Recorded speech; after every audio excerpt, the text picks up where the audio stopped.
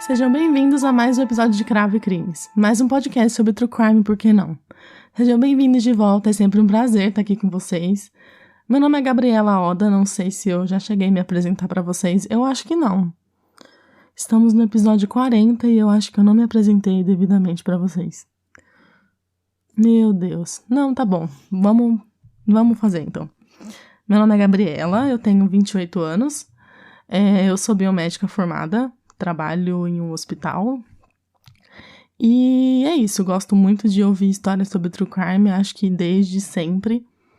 As minhas favoritas são seitas, confesso que eu adoro uma seita.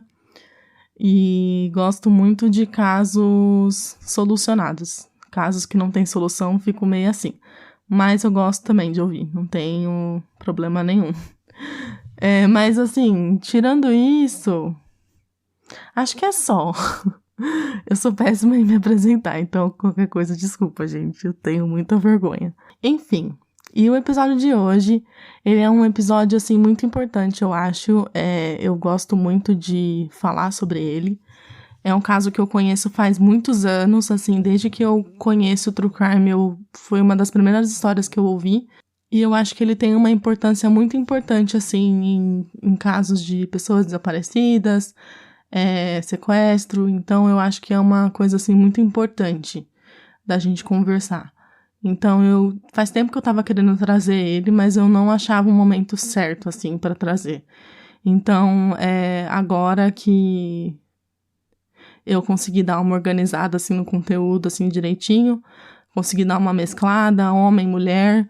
Então eu vou fazer agora um episódio famoso, que é o nosso episódio 40. Já estamos no episódio 40, meu Deus. Mas eu queria deixar aqui com vocês esse episódio que é um episódio muito importante, assim, pra mim, pessoalmente. Então vamos ao caso de hoje. Antes de começar o episódio, gostaria de deixar aqui alguns avisos. Iremos abordar assuntos como sequestro e abuso sexual. Se você não se sente confortável com esse tipo de conteúdo, eu peço que você não escute o episódio de hoje. Vão ter muitos outros episódios que você vai poder ouvir aqui no Cravos e Crimes. O episódio de hoje é sobre Elizabeth Smart. Elizabeth Ann Smart, nascida no dia 3 de novembro de 1987, uma escorpiana nascida em Salt Lake City, em Utah, nos Estados Unidos. De acordo com o livro My Story, escrito pela própria Elizabeth, ela se descreve como uma menina de 14 anos bem tímida, que não se sentia necessidade de se destacar. Ela era uma criança muito obediente, uma aluna exemplar que tocava harpa. Ela é descrita como uma garota linda, com os olhos azuis e o cabelo loiro. Elizabeth fala para o livro que ela não se considerava bonita, que as meninas da sala dela já estavam preocupadas com meninos, mas ela nunca pensou nessas coisas. Ela não usava maquiagem e ela nunca teve um namorado. Não eram coisas que se passavam pela cabeça dela naquele momento. Elizabeth descreve que, na verdade, as coisas favoritas dela eram conversar com a sua mãe e pular na cama elástica com a sua melhor amiga. Elizabeth se mostra uma garota de 14 anos que ainda não se preocupava com as coisas de adolescente geralmente se preocupam. Ela era uma garotinha ainda que gostava muito de brincar. Segunda filha de 6 filhos do empreendedor imobiliário de sucesso e uma dona de casa, Elizabeth Smart era considerada como uma garota gentil, inteligente, tímida e obediente. Sua maior paixão era a harpa, que ela começou a tocar aos 5 anos de idade e praticava horas e horas todos os dias. Quando ela chegou no ensino médio, Elizabeth foi procurada para atuar como harpista em casamentos e funerais locais. Ela também era muito habilidosa como equestre e corretora de longa distância que estava praticando para competir em corridas de cross-country quando chegou no ensino médio. Ela frequentou a Bright Intermediate School, onde era conhecida como uma estudante inteligente e diligente. A casa da família Smart estava cheia e a movimentação de pessoas era enorme, tanto de funcionários quanto de alunos e familiares. O morador de rua que se autodenominava Emmanuel estava limpo e relativamente bem cuidado quando Louise Smart, a mãe da família, o conheceu nas ruas do centro de Salt Lake City, Utah, em novembro de 2001. Alguns de seus filhos estavam com ela, incluindo a garota de 14 anos Elizabeth e Mary Catherine, de 9 anos. Educado e de fala mansa, Emanuel implorava por mudanças. Ele disse que a sua vocação na vida era ser ministro do sem-teto. Louis e seu marido Ed costumavam contratar moradores de rua para fazer ajustes em sua casa na região de Federal Heights, em Salt Lake City. Ela ofereceu ao Emanuel meio dia de trabalho, varrendo folhas e fazendo reparos no telhado. Se ele tivesse interessado, claro. E ele aceitou a oferta e pegou um ônibus para a casa dos Smart, onde trabalhou cerca de 5 horas. Ed Smart trabalhou com ele no telhado. No decorrer da conversa, Emanuel disse que a sua autoproclamada missão era viajar de cidade em cidade ajudando os sem-tetos. Ed lhe pagou pelos serviços que ele fez e foi a última vez que os Smart os viram. 6 meses depois desse acontecimento que parecia ser inofensivo, por volta das 2 horas da manhã, quando os eventos do caso de hoje aconteceram.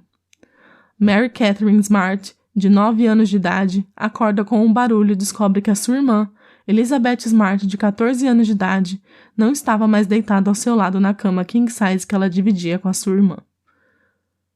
Ela percebeu que a sua irmã estava de pé e alguém estava no quarto, um homem. Mary Catherine apenas sabia que aquele homem não era seu pai e nem os seus irmãos, não podia ser. Como é descrito no livro In Plain Sight, escrito pelo tio das meninas, Elizabeth, que estava vestindo um pijama de bolinhas vermelho, estava andando no escuro e ela bateu o pé em alguma coisa e reclamou, o que fez Elizabeth soltar um gemido. E o homem que estava com ela sussurrou para que ela ficasse quieta e ameaçou matar ela e toda a sua família se ela não obedecesse. A voz do homem era aveludada e estranhamente familiar para Mary Catherine, a irmã mais nova de Elizabeth. Completamente assustada e petrificada com o que estava acontecendo, a irmã de Elizabeth apenas fechou os olhos e fingiu que estava dormindo. Mas entre os olhos entreabertos, ela conseguiu ver as mãos dos homens e os pelos escuros que cobriam a mão dele. Ele estava usando um boné e uma jaqueta de cor clara e não parecia ser muito mais alto que Elizabeth. Mary Catherine pensou que ele estava segurando uma arma, mas o que era na verdade uma faca. Elizabeth chegou a perguntar o porquê o homem estava levando ela. E a irmã dela não tem certeza, mas ela achou que o homem respondeu que era para um resgate ou fazer ela de refém. Ele disse a Elizabeth para pegar um sapato e ela acendeu brevemente a luz do seu guarda-roupa para encontrar um par de tênis brancos. Elizabeth, então, saiu do quarto com o homem. Mary Catherine esperou até achar que era seguro, depois saiu da cama e foi na ponta dos pés até a porta. Ela olhou para o corredor e viu Elizabeth e o homem saindo de um quarto de um dos irmãos. Com medo de que o homem voltasse e a levasse junto, ela correu de volta para a cama e fechou os olhos. Ela ficou assim por quase 2 horas, com muito medo de se mover. Pouco antes das 4 horas da manhã, Mary Catherine se envolveu com um cobertor e reuniu muita coragem para ir até o quarto dos pais. Ela acordou o pai e disse que Elizabeth havia partido. Ed Smart, o pai da família, primeiro pensou que Mary Catherine tinha tido um pesadelo, porque havia sido uma semana muito difícil para a família. O avô materno das crianças havia morrido na semana passada e o funeral havia sido no dia anterior. Elizabeth e Mary Catherine haviam tocado harpas no funeral do seu avô. Ed também sabia que Elizabeth às vezes se retirava do quarto e ia para a sala de estar, deitar no sofá, porque a irmã mais nova às vezes chutava ela durante a noite. Mas quando eles foram de quarto em quarto da casa procurando por Elizabeth, Mary Catherine implorou para que o pai a escutasse, dizendo que eles não iam encontrar Elizabeth. Um homem havia sequestrado a irmã e ele tinha uma arma. Ed e Louis não conseguiram achar Elizabeth em lugar nenhum e finalmente ligaram para o número de emergências totalmente desesperados, pedindo que a polícia chegasse o mais rápido possível. A polícia chega relativamente rápido, elas chegam 4h13 da manhã, e assim começam as buscas por Elizabeth Smart. Só que a polícia, infelizmente, não foi a primeira a chegar na casa da família Smart. Em uma tentativa frenética de achar Elizabeth, Ed Smart chamou vários amigos, vizinhos e parentes, e muitos deles foram até a casa dos Smart para ajudar no que fosse possível. De acordo com o livro Held Captive, Dúzias de carros estavam estacionados na frente da casa dos Smart quando a polícia chegou. O que, assim como no caso de John Benet, que várias pessoas foram chamadas na casa deles para ajudar na busca pela menina, isso prejudica muito a cena do crime e prejudica a investigação também. Eu não sou uma perita criminal, mas acho que com todos os casos que eu conheço, a gente já tem uma noção meio básica dessas coisas. Como, por exemplo, não tocar em nada numa cena do crime, não mexer no corpo, entre outras coisas. Então, só o fato de ter um monte de gente na casa dos Smart procurando por Elizabeth prejudicou muito a investigação devido ao tanto de pessoas que tinha na casa. Mais tarde, a polícia foi acusada de esperar até às 6h54 para isolar a casa, quase 3 horas a partir do momento que Ed Smart ligou para o número de emergências. Logo que foi determinado que o sequestrador entrou na casa pela janela da cozinha, ele havia deixado uma cadeira debaixo da janela, a qual eles haviam esquecido de trancar. O invasor havia cortado a tela da janela e subiu pelo balcão, tomando cuidado para não perturbar nada.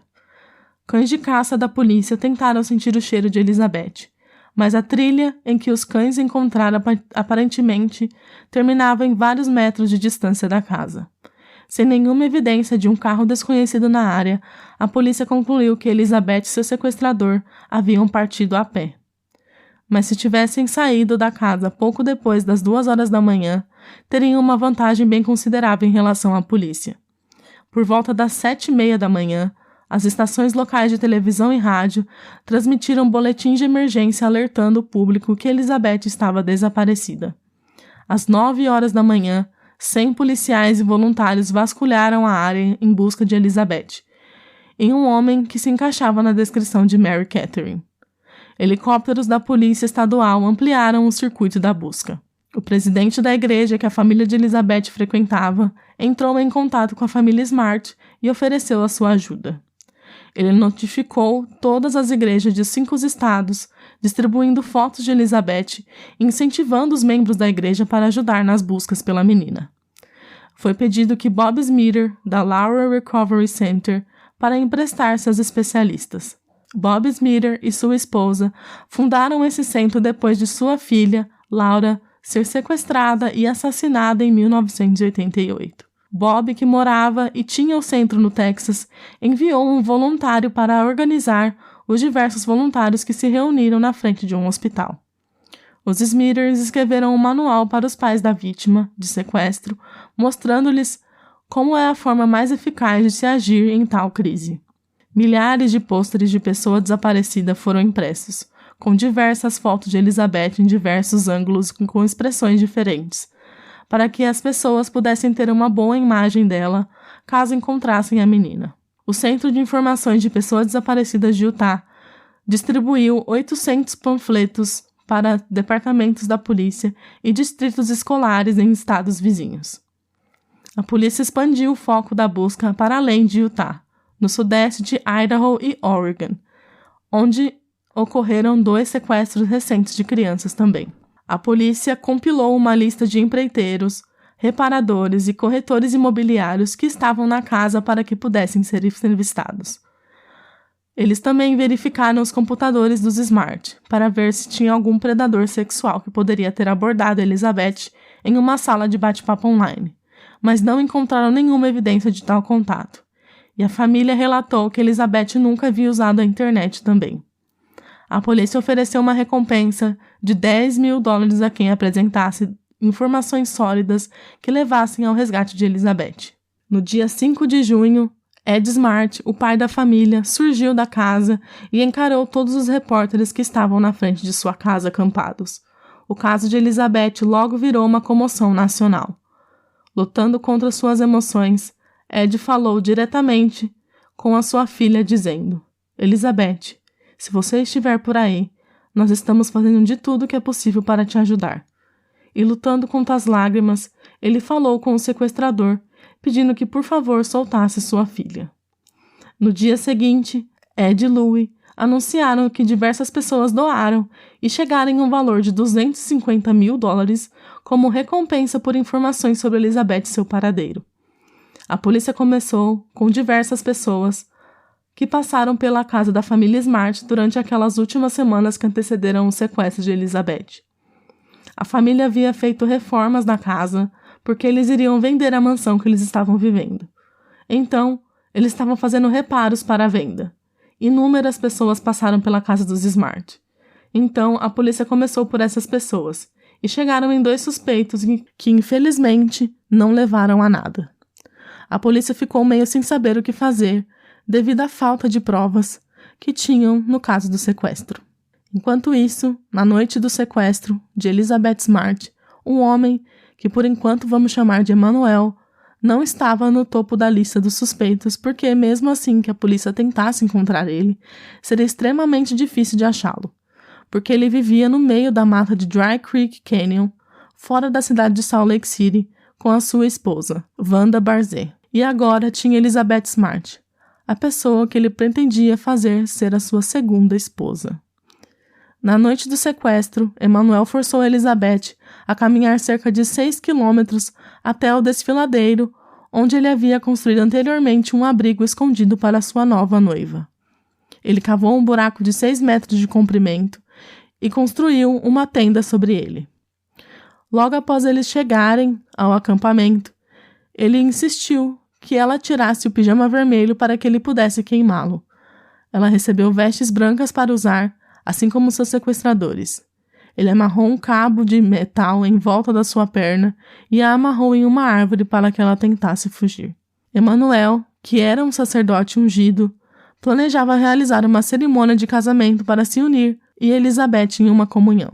Wanda, sua fiel seguidora, apoiava os desejos dele de se tornar a criança como esposa dele. Emmanuel acreditava em poligamia e que os múltiplos casamentos eram vontade de Deus e que a igreja estava errada em abandonar essa prática.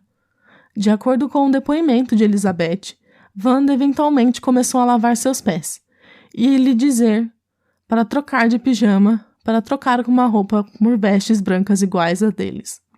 E quando ela se recusou, ela disse que se Elizabeth não fizesse, pediria para que Emmanuel rasgasse o pijama que ela estava vestindo.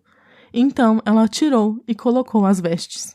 Emmanuel veio, então, e realizou a cerimônia, que era para fazer com que Elizabeth se casasse com ele. Depois disso, ele começou a estrupar a menina inúmeras vezes. Emmanuel afirma ser um anjo, e também contou a Elizabeth que ele era um rei davídico que emergiria em 7 anos, seria apedrejado por uma turba e ficaria morto nas ruas por 3 dias, e então se levantaria e mataria o anticristo. Elizabeth Smart, ele insistiu, foi a primeira de muitas noivas virgens que ele planejava sequestrar. Cada uma delas iria o acompanhar enquanto ele lutava contra o anticristo. Para evitar com que Elizabeth fugisse, ela foi algemada a uma árvore com um cabo de metal, o que permitiu que a mobilidade limitada fora na tenda que ocupava. Durante o cativeiro, ela foi forçada a adotar um novo nome, e ela escolheu Esther em homenagem a Esther do Antigo Testamento. Mais tarde, foi revelado que durante o depoimento do tribunal, que Emmanuel estuprou Elizabeth repetidamente, às vezes várias vezes ao dia, a forçando a olhar revistas pornográficas e regularmente ameaçou matá-la. Ele muitas vezes forçou ela a beber álcool e drogas para diminuir sua resistência, e tanto a deixou passar fome quanto a alimentou com lixo.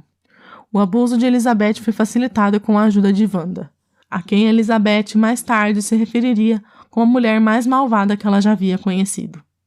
Elizabeth conta para o documentário sobre o caso que ela não era uma menina inocente de 14 anos. Ela achava que Emmanuel estava sempre um passo à frente de tudo que a polícia ou seus parentes tentavam fazer.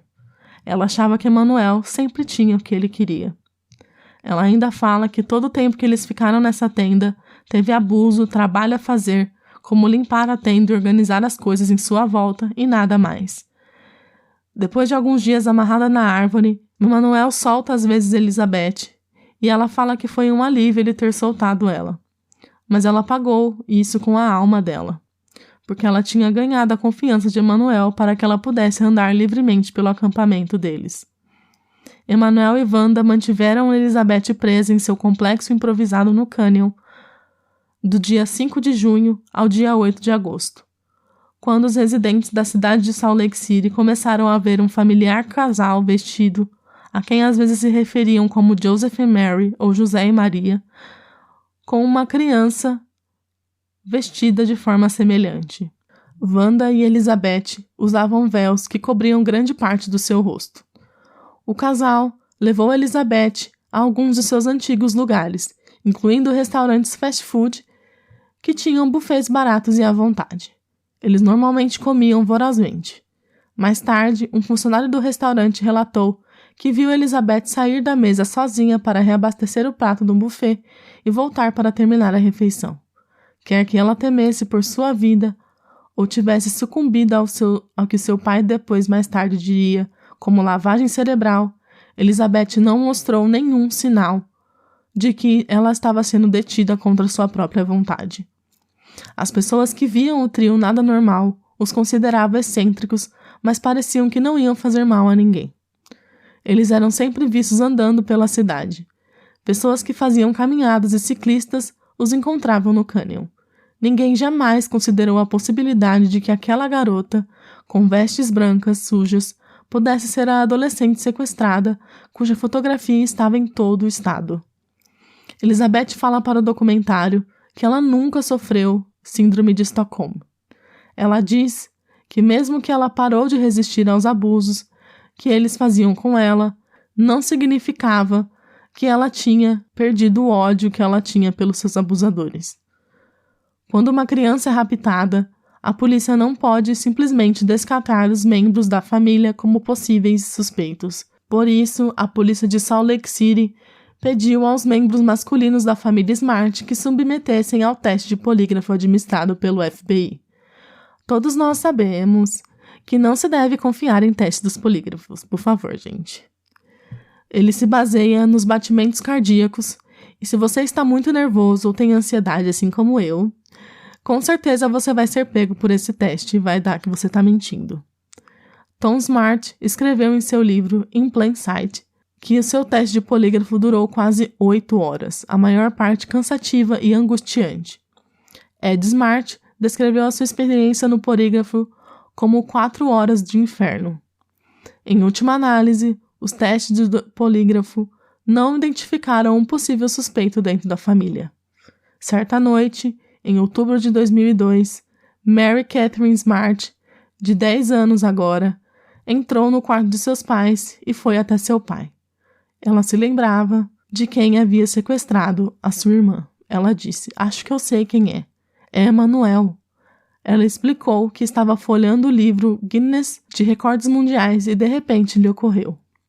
Um homem que ela viu em seu quarto, um homem que levou a sua irmã Elizabeth, era o sem-teto que trabalhou na casa deles durante meio-dia, quase 1 ano atrás. Ed Smart contou para a polícia o que Mary Catherine havia lhe contado, mas a resposta da polícia foi meio morna. Emanuel já estava na longa lista de pessoas que eles queriam entrevistar, e eles estavam um pouco céticos em relação à súbita recuperação da menina de 10 anos.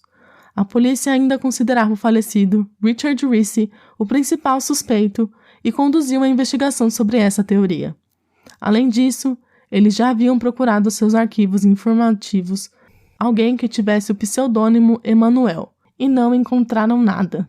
Eles não perceberam que Brian David Mitchell estava de fato em seu sistema, tendo sido preso por furto em uma loja em setembro. Infelizmente, o policial que fez a prisão havia digitado o nome de Emanuel errado como Immanuel com I. Impacientes com a investigação da polícia, que vamos dizer que não estava indo muito bem, e sobre a suspeita de um homem chamado Richard Ricci, que já havia falecido dias depois do sequestro de Elizabeth, os Smart decidiram por conta própria investigar e encontrar Elizabeth. Eles contataram John Walsh, o apresentador do programa maravilhoso America's Most Wanted, que havia feito a cobertura do caso da Elizabeth e que estava dando updates do caso para o público em seu show. 7 semanas depois de entrar em contato com John Walsh, em fevereiro de 2003, o programa foi ao ar com um novo segmento no caso de sequestro de Elizabeth Smart, e dessa vez eles mostraram um retrato falado de Emanuel. Enquanto isso, Emanuel, Wanda e Elizabeth acabaram saindo de Utah e se mudando para Lakeside, na Califórnia, cerca de 40 quilômetros de distância de San Diego. Emanuel pode ter desejado se mudar para lá devido ao alto nível de população transitória, e ele pode ter pensado que ele e suas duas esposas poderiam se misturar e passar despercebidos. Mas mesmo assim, Emanuel conseguiu se destacar pregando em voz alta no distrito comercial e se tornando incômodo. Os lojistas reclamaram com a polícia que confrontou ele em diversas ocasiões, o avisando e o obrigando a seguir em frente. Mas a pregação não era a única coisa na mente dele. Ele queria ter mais uma esposa. E ele estava de olho na filha de 12 anos de um oficial da igreja de uma comunidade vizinha. Emanuel amarrou os seus longos cabelos para trás, vestiu um jeans e uma camiseta xadrez e foi aos cultos de domingo, fingindo estar interessado em aprender mais sobre a religião. Verkamp, o pai do seu alvo, convidou Emanuel, que se apresentou como Peter, para jantar em sua casa na esperança de responder a qualquer uma das perguntas que o homem tinha sobre a igreja.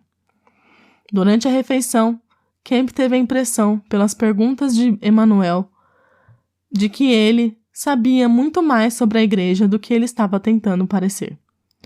O verdadeiro propósito dele era vigiar a casa, na verdade. Mais tarde naquele inverno, ele tentou invadir a casa da família Camp, assim como ele havia tentado quando sequestrou Elizabeth, mas a casa da família Camp era a prova de ladrões e ele foi obrigado a abandonar seu plano. Várias semanas depois, em 15 de fevereiro de 2003, ele invadiu a pré-escola da igreja presbiteriana de Lakeside. Uma vizinha relatou ter visto um homem de cueca subindo pela janela da pré-escola. Quando a polícia chegou, encontrou Emanuel dormindo no chão da sala de aula. Ele disse que seu nome, na verdade, era Michael Jensen e deu uma data de nascimento falsa. Mas suas impressões digitais revelaram que ele era, na verdade, ninguém mais, ninguém menos do que Brian David Mitchell. E vamos falar mais sobre ele daqui para frente. Infelizmente, seus registros no computador não mostraram que ele havia faltado a um julgamento em Utah sobre a acusação de furto em uma loja em setembro. A polícia o deteve durante o final de semana até que uma audiência pudesse ser marcada. Nesse período, Wanda se tornou desesperada quando Brian não retornou ao acampamento improvisado na floresta, um dos vários que ele havia montado na área. Wanda correu para o outro acampamento, onde ele havia construído um altar, que o chamaram de Gólgota, em homenagem à colina onde Jesus foi crucificado. Ela chorou durante horas e orou, implorando a Deus pelo retorno seguro de Brian. Elizabeth foi deixada sozinha, mas ela não tentou escapar. Quando Brian finalmente conseguiu sua audiência, ele se declarou culpado da acusação de contravenção por vandalismo. O juiz lhe deu 3 anos de liberdade condicional, com uma multa de $250 e uma advertência severa para ficar longe de qualquer igreja que o quisesse em sua propriedade. Ele, que insistiu que o seu nome era Michael Jensen, prometeu seguir as ordens do juiz e disse que a única razão pela qual ele invadiu a pré-escola foi porque ele estava bêbado naquela noite. 2 semanas depois, em 1º de março, o America's Most Wanted transmitiu uma atualização do caso da Elizabeth Smart, com fotos de Brian fornecida pelos filhos da Wanda. Um telespectador de Lakeside, Califórnia, ligou e disse que o homem que se encaixava na descrição estava na área, viajando com 2 mulheres que usavam véu no rosto. O Departamento de Polícia de Salt Lake City enviou um investigador para Lakeside para acompanhar a pista. Naquela mesma semana, um bibliotecário da filial do Lakeside da Biblioteca Pública do Condado de San Diego viu Brian, Wanda e Elizabeth, sujos e desgrenhados, sentados à mesa da biblioteca. Ela os reconheceu, porque já havia entrado antes, mas dessa vez não estavam usando as suas vestes. Elizabeth estava de óculos escuros e ficou sentada em silêncio, enquanto Brian estudava um atlas por horas. Em 4 de março, um homem que dirigia pela rodovia norte de San Diego notou 3 pessoas vestidas com mantos à beira da estrada. Estava chovendo muito e o motorista parou para perguntar se eles queriam uma carona. Brian acertou a oferta do homem e se apresentou como Peter, e ele disse que o nome da sua filha era Agustine. Ele disse ao motorista que eles estavam ao caminho de Las Vegas, onde planejavam pregar a mensagem de Deus. O trio foi de carona com o homem por cerca de 64 quilômetros e depois partiram a pé. Brian, Wanda e Elizabeth foram vistos na semana seguinte, no dia 11 de março, no norte de Las Vegas, implorando por um trocado na frente de um Burger King. Eles não estavam vestindo suas vestes rotineiras e pareciam ser qualquer outro pedinte que transitava pelo local. Os funcionários do Burger King chamaram a polícia e os denunciaram por estar assediando seus clientes. Mas assim que a polícia chega ao local, eles já haviam partido. Os policiais acharam eles mais tarde em um local próximo e os questionaram. Brian disse que seu nome era Peter Marshall, que Wanda era sua esposa Juliette e que Elizabeth era filha deles, Agustine. Como não havia motivos para prender eles, a polícia disse para eles seguirem em frente e não perturbar novamente. Mais uma oportunidade perdida pela polícia de resgatar Elizabeth. No dia seguinte, o trio estava de volta em Utah, mais de 64 quilômetros ao sul de Salt Lake City, aonde a Elizabeth mora. Desta vez, Brian estava usando uma camiseta verde e um chapéu marrom. Wanda estava com um lenço por volta da cabeça e Elizabeth estava com uma peruca cinza e um óculos de sol grande tampando grande parte do seu rosto. Um pouco depois de 1h da tarde, a polícia de Salt Lake City recebeu 2 ligações de uma mulher que achava que ela tinha visto Brian em Sandy, Utah. Sentada no seu carro, ela assistiu o trio descer pela rua. Nancy Montoya, uma fã de America's Most Wanted, tinha certeza de que ela estava olhando para o homem que ela viu diversas vezes em seu programa favorito. E quase ao mesmo tempo, Anita Dickerson viu Brian e o reconheceu pelas fotos que haviam sido mostradas nos jornais locais. Ela saiu do carro e andou perto o suficiente sem levantar suspeitas para dar uma boa olhada em Brian, e ela conseguiu mesmo reconhecer ele e imediatamente ligou para o número de emergências. A primeira pessoa a chegar ao local foi a policial Karen Jones. Ela parou o trio e pediu por a identificação dos 3. Brian, sendo o fodão que ele é, veio à frente e disse que eles eram a família Marshall, de Miami, na Flórida, e que eles não precisavam de nenhuma identificação porque eles eram mensageiros de Deus. Ai, que ódio desse homem, gente, pelo amor de Deus. Seguindo em frente. O próximo a chegar ao local foi o policial Troy Hesminson, e assim que ele viu a menina de peruca cinza e os grandes óculos azuis, ele teve a certeza de que era Elizabeth Smart. Troy pediu ajuda e o policial separou Elizabeth de Brian e Wanda e o questionou ela sozinha. Ela disse que ela tinha 18 anos e insistia que ela não era Elizabeth Smart. Eles perguntaram sobre o histórico dos pais dela e ela meio que se perdeu na resposta e acabou dizendo que eles eram pais adotivos dela. Ela se mostrou um pouco irritada com as perguntas bem persistentes que eles estavam fazendo. Até mesmo a peruca, que era claramente falsa, Elizabeth falou veementemente que aquela era o cabelo real dela. Até que os investigadores de Salt Lake City chegaram e continuaram o questionamento à menina. Em certo ponto, eles mostraram o pôster de pessoa desaparecida junto à foto dela, e Elizabeth estava mais magra nas fotos, e os braços e pernas estavam não tão desenvolvidos. Com o fato de ter escalado montanhas e carregar uma bolsa consigo, desenvolvendo músculos que antes a garota não tinha. Elizabeth encarou a foto que os detetives mostraram com lágrimas nos olhos.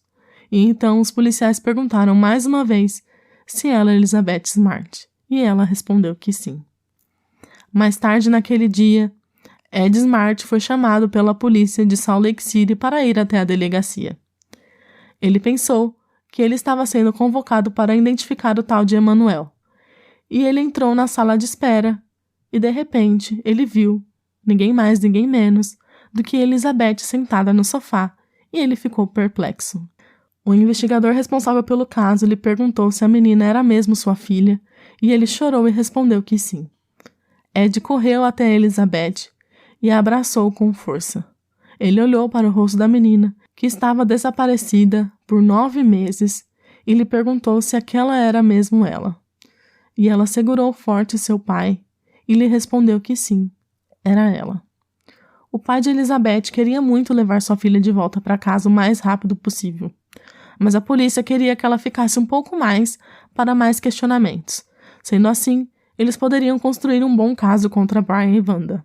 A fofoca rolou solta, e logo todos estavam sabendo que Elizabeth foi encontrada com vida, o que é um caso bem raro, porque acho que quem escuta muitas histórias de true crime sabe que geralmente as vítimas de sequestros não voltam com vida para casa. É uma realidade muito triste que nós cansamos de ouvir em histórias de pessoas que não voltam nunca mais para casa e a família fica em desespero atrás de respostas ou quando encontram seus familiares, encontram eles sem vida. A história de Elizabeth é uma coisa rara de se acontecer e muito importante de se contar. Elizabeth se reuniu com a sua família naquela mesma noite, e ver a sua mãe e os seus irmãos a trouxe de volta à realidade, que o pesadelo que ela viveu por 9 meses finalmente tinha terminado. Os pais dela acharam que Elizabeth iria querer dormir com os pais até que ela se ajustasse à nova vida mais uma vez. Para a surpresa de todos, ela quis voltar a dormir na mesma cama junto com a sua irmã, Mary Catherine, que foi a peça fundamental para esse caso. A mãe de Elizabeth, Louise Smart, escreve no livro que ela escreveu junto com seu marido, chamado Bring Elizabeth Home, que Elizabeth disse: "Mãe, não se preocupe, eu estou bem, vou ficar em segurança, vou estar aqui quando for de manhã." A volta dela à sua vida antiga foi muito rápida. Ela tinha amadurecido bastante e tinha mudado muito, tanto fisicamente quanto psicologicamente. Mas, mesmo com os eventos traumáticos que ela passou nos últimos 9 meses, ela parecia ganhar seu lugar de volta na sua família. Todo mundo estava muito feliz de ter Elizabeth de volta, e ela também. Vamos falar um pouco sobre Brian e Wanda, não é mesmo? Brian David Mitchell nasceu no dia 18 de outubro de 1953 em Salt Lake City, Utah, o terceiro de 6 filhos de uma família mormon. Sua mãe era professora e seu pai era um assistente social. Para ensinar Brian sobre sexo, seu pai lhe havia mostrado fotos explícitas de uma revista médica, e para ensiná-lo sobre independência, ele levou o filho em partes desconhecidas de Salt Lake City e apenas o deixava no local, fazendo com que ele encontrasse o caminho de volta para casa. Um pai super estável e incrível, como vocês podem ver. Aos 16 anos, Brian se expôs a uma criança e foi enviado para um centro juvenil. Aos 19 anos, ele se casou com Carrie Minor, de 16 anos, com quem teve 2 filhos. Após o divórcio, Karen pediu a custódia dos ambos os filhos após Brian ter fugido temporariamente com eles para New Hampshire. Ele residiu nessa cidade por 2 anos, onde se juntou com a comuna Hare Krishna. Brian tinha um histórico de abuso de drogas e álcool na vida adulta. Ao retornar para Salt Lake City, ele foi inspirado a buscar a sobriedade pelo seu irmão, que havia retornado recentemente de uma missão. Em Salt Lake City, Brian teve mais 2 filhos com a sua segunda esposa Debbie, que tinha mais 3 filhos de um casamento anterior. Debbie alegou mais tarde que Brian foi abusivo durante o casamento e se divorciaram em 1984. Após a separação, Debbie alegou que ele havia abusado sexualmente de seu filho de 3 anos. A alegação não pôde ser confirmada clinicamente, mas as futuras visitas dele com seus filhos foram ordenadas a serem supervisionadas pela Divisão de Serviços de Crianças e da Família. Uma das filhas de Debbie, de seu casamento anterior, alegou mais tarde que ele havia abusado sexualmente dela durante 4 anos. No dia do divórcio de Brian e Debbie foi finalizado, ele se casou com Wanda Elaine Barzé, nascida no dia 6 de novembro de 1945, em Salt Lake City também. Uma divorciada de 40 anos e 6 filhos. Wanda teve um relacionamento conturbado com seus filhos. Uma delas, mais tarde, se referia à mãe como um monstro. E ela também afirmou que, quando criança, Wanda a alimentou com o seu próprio coelho de estimação no jantar. Para vocês verem que é uma mãe bem, como eu posso dizer, equilibrada, né? Mas enfim, juntos, Brian e Wanda estiveram ativamente envolvidos na igreja. Eventualmente, Brian começou a usar o nome Emanuel, alegando ser um profeta de Deus que teve visões. De acordo com Elizabeth, Wanda chegou a dizer para ela que enquanto ela estava sendo estuprada por Brian, era porque Deus mandou e que não era do mal. E pelo fato dele se declarar um profeta, Brian foi excomungado da igreja. Os dois pediam uma esmola e pregavam no centro de Salt Lake City. Brian se apresentou como uma imagem semelhante à de Jesus Cristo, vestindo túnicas brancas e deixando a barba crescer. O tribunal solicitou que Brian passasse por uma avaliação de competência, com base nas alegações dele ser um profeta religioso. Porque, né? Enfim. Enquanto aguardava a avaliação, ele foi encarcerado no Hospital Estadual de Utah. Um psicólogo contratado pela defesa distinguiu uma crença zelosa e ilusão, e concluiu que as crenças dele transcendem o zelo e eram, na verdade, delirantes. Na opinião do psicólogo da defesa, Brian não tinha competência para ser julgado por causa de seus delírios. O tribunal, no entanto, rejeitou a opinião desse psicólogo e considerou Brian como competente em 2004. Mais para frente, as alegações de confissão começaram entre a defesa e a acusação. Brian estava disposto a se declarar culpado por sequestro e roubo por uma sentença de 10 a 15 anos só, com a condição de que Elizabeth não testemunhasse, ele mais uma vez querendo calar a vítima. A promotoria se recusou a realizar as acusações de agressão sexual contra ele e nenhum acordo foi alcançado. Em 15 de outubro de 2004, as negociações de confissão ainda não haviam determinado um acordo. A defesa apelou até 21 de outubro, pedindo à acusação que repensasse a sua posição em termos de que repensassem a sua posição em termos do que estavam a oferecer a Brian. Uma psicóloga que inicialmente afirmou que Brian era competente, entrevistou ele novamente a pedido da defesa em fevereiro de 2005. Após essa entrevista, a advogada de Mitchell apresentou uma petição afirmando que Brian Mitchell não era mais competente para ser julgado. Mais tarde, ele começou a agir como um louco no tribunal, enquanto os funcionários da prisão não observavam nenhuma mudança de comportamento no processo dele.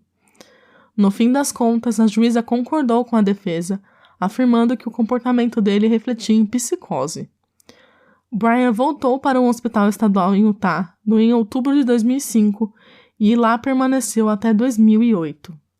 Enquanto estava no hospital, nenhum membro da equipe observou Brian sendo paranoico em sentido patológico. Em 18 de dezembro de 2006, Brian foi novamente declarado incapaz de ser julgado nos tribunais estaduais de Utah, depois de gritar com o juiz durante a audiência para abandonar as suas vestes e se ajoelhar na poeira. Médicos estavam tentando tratar Brian sem drogas, mas o promotor disse após uma cena no tribunal que provavelmente teria feito um pedido de permissão para administrar drogas à forças em Brian. Em 12 de dezembro de 2008, foi relatado que ele não poderia ser legalmente medicado à força pelo estado de Utah para tentar restaurar a sua competência mental, alegando também que isso é desnecessário e desnecessariamente severo e, portanto, uma violação da Constituição do estado de Utah para prolongar o processo do julgamento. O caso acabou sendo transferido para o Tribunal Federal no dia 10 de outubro de 2008. Questões de competência mental provaram ser o principal motivo do caso, e o tribunal realizou uma audiência probatória sobre a competência de Brian em 1º de outubro de 2009 e de 30 de novembro a 11 de dezembro de 2009. Em uma ocasião, durante a audiência de outubro, foi relatado que ele começou a cantar hinos no tribunal. Durante uma dessas audiências, Elizabeth descreveu Brian como inteligente, articulado, malvado, perverso, manipulador, sorrateiro, egoísta, ganancioso, não espiritual, não religioso e não próximo de Deus. As avaliações de competência conduzidas por uma equipe de médicos foram apresentadas na audiência. Um dos médicos afirmou acreditar que Brian estava plenamente consciente de suas ações e que estava tentando enganar o tribunal. O médico opinou que Brian era competente para ser julgado e o diagnosticou com pedofilia não exclusiva, transtorno de personalidade antissocial, transtorno de personalidade narcisista, simulação e abuso de álcool.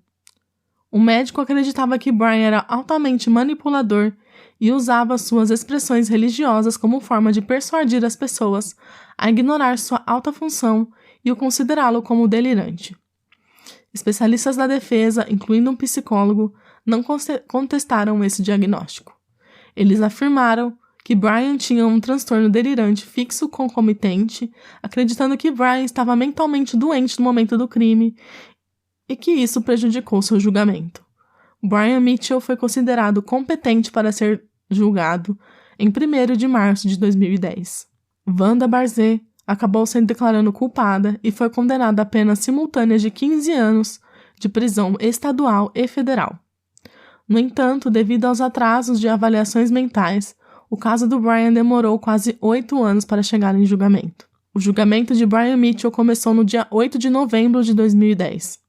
A defesa reconheceu que Brian era responsável pelos crimes, mas sustentou que ele era legalmente insano no momento do crime, e, portanto, ele deveria ser considerado inocente por motivo de insanidade. A defesa de insanidade de Brian foi rejeitada no dia 11 de dezembro de 2010, quando o júri o considerou culpado de sequestro e transporte de um menor através das fronteiras estaduais com a intenção de envolver em atividade sexual. O juiz distrital dos Estados Unidos condenou Brian a uma prisão perpétua sem possibilidade de liberdade condicional. Ele está atualmente cumprindo uma pena de penitenciária dos Estados Unidos em uma prisão federal de alta segurança em Indiana.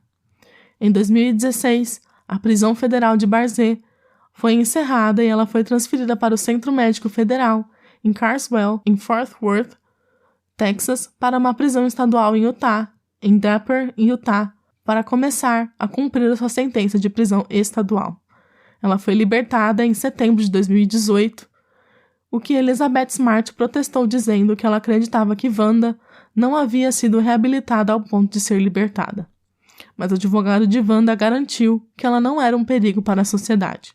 E a mesma prometeu, voluntariamente, que ela não iria se aproximar das localidades em que a família Smart estaria. Violando qualquer parte do acordo que Wanda fez, ela poderá voltar à cadeia.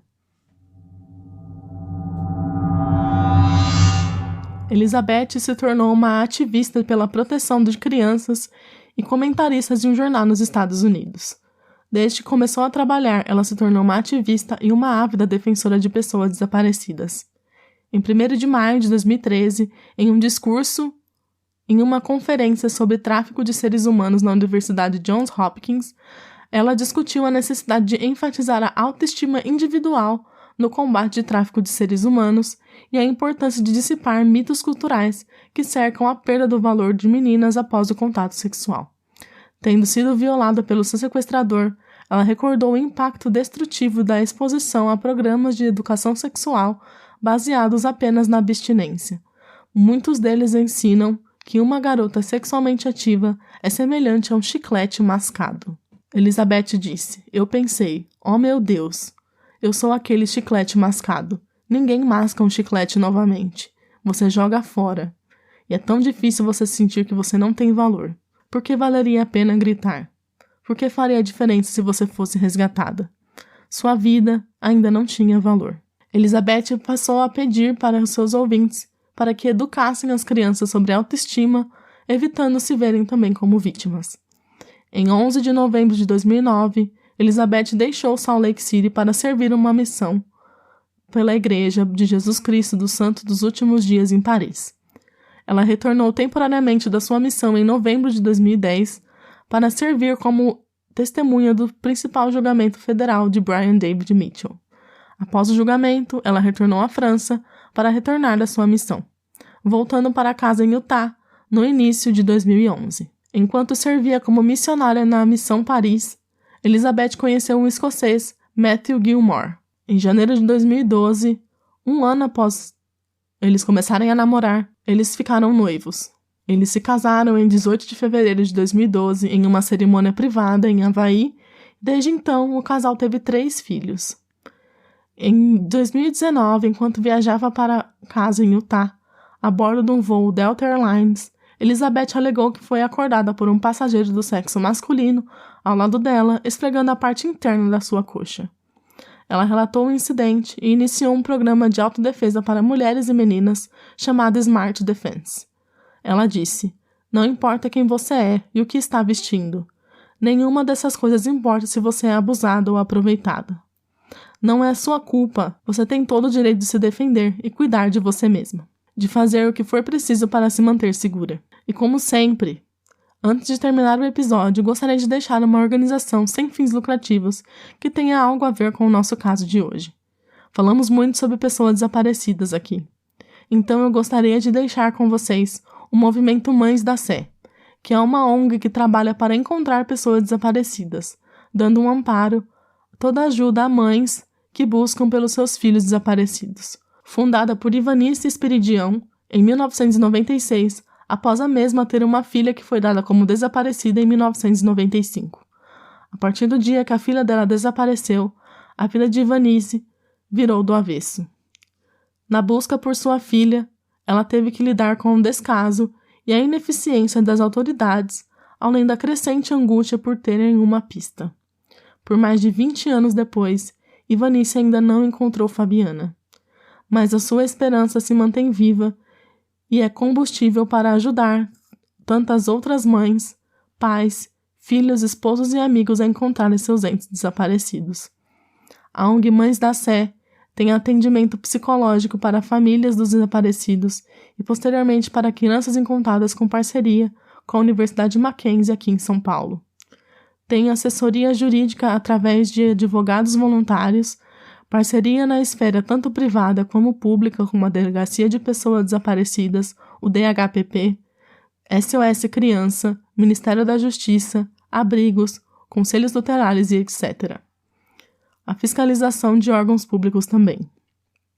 Cada doação ajuda na busca pelas pessoas desaparecidas e também a alimentar famílias que estão sofrendo ainda com a crise agravada durante a pandemia que todos nós sofremos, que foi a Covid-19. Então, quem tiver interesse em doar para a ONG Mães da Sé, o link das doações está disponível na descrição do episódio, junto com as referências.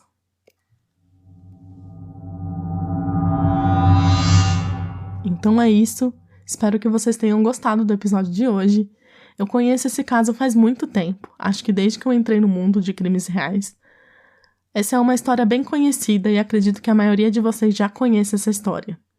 Mas cada um de vocês tem um jeito de contar uma história, então espero que vocês tenham gostado do jeito que eu contei a história de Elizabeth. A história de Elizabeth Smart é muito importante, porque aqui no Brasil, entre 2019 e 2021, mais de 200 mil pessoas desapareceram.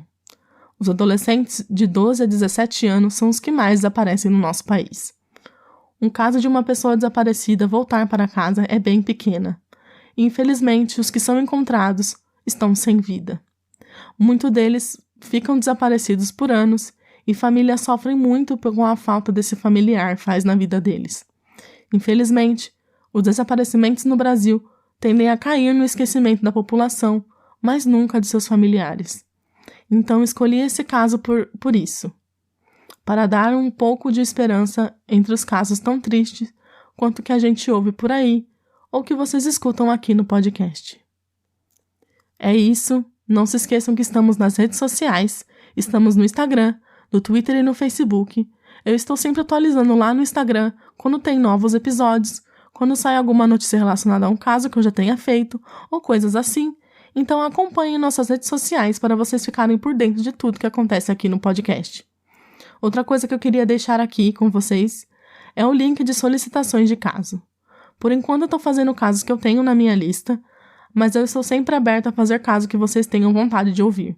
Caso vocês tenham algum caso que tenham vontade de ouvir aqui no podcast, é só mandar um e-mail para mim no cravoecrimes@gmail.com, no link de solicitações, ou no DM no Instagram, que eu já vou deixar tudo planejado. Bom, é isso. Espero que vocês tenham gostado do caso da Elizabeth Smart. Não se esqueçam de se inscrever nas plataformas que vocês escutam, para que vocês não percam nenhum episódio aqui no podcast. Quem puder deixar 5 estrelinhas na plataforma que você escuta o podcast, isso vai ajudar muito o Spotify ou qualquer outro lugar que você escuta o podcast e divulgar para chegar em cada vez mais pessoas. Assim vocês ajudam a gente a crescer. Eu vi que já temos mais de 135 avaliações no Spotify. Isso é muita coisa e eu fico muito feliz de verdade por todo o carinho que vocês têm dado, por todas as mensagens que vocês têm mandado pelo Spotify mesmo e por todo o carinho que vocês sempre dão pra mim. Isso é sempre muito importante e muito especial, que fica muito no meu coração. Eu fico muito, muito, muito feliz mesmo. Eu fico muito feliz com todo esse carinho e amor que eu tenho recebido por cada mensagem e tudo mais. Muito obrigado por tudo mesmo. Compartilhem com seus amigos e parentes, ajudem o podcast a crescer cada vez mais e eu estou sempre aberta a conversar mais com vocês sobre os casos que eu contei aqui no podcast. Não se esqueçam que temos episódios novos todos os dias 5 e 20 do mês. Se cuidem e até a próxima.